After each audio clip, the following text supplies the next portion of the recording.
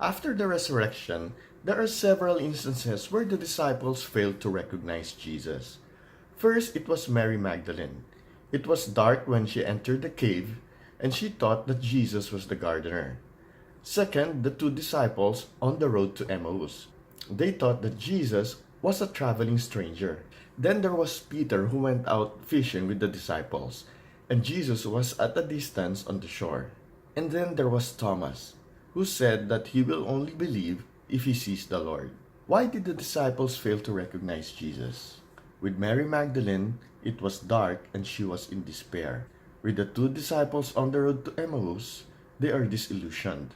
And with Peter and the rest of the disciples who've gone fishing, Jesus was at a distance with Thomas because of his doubt. But Jesus revealed himself to them. With Mary Magdalene, Jesus called her by name, and it became evident that it was Jesus. And because Mary Magdalene is in despair, Jesus encouraged her.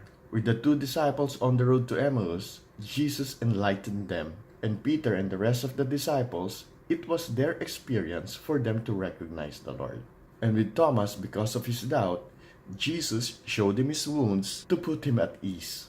Whenever you are in the dark, the light of Christ will radiate to make it evident of His presence in your life.